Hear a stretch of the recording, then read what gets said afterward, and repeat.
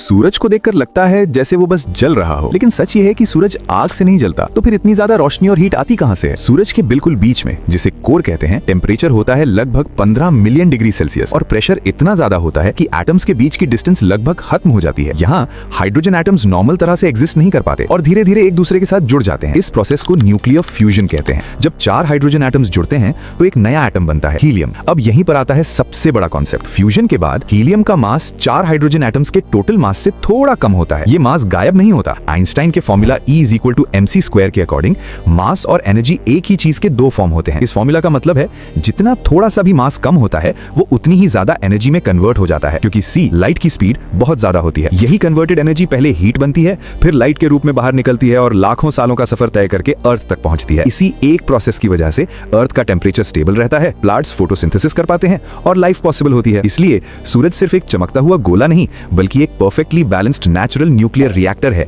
जो बिलियन सालों से बिना रुके काम कर रहा है।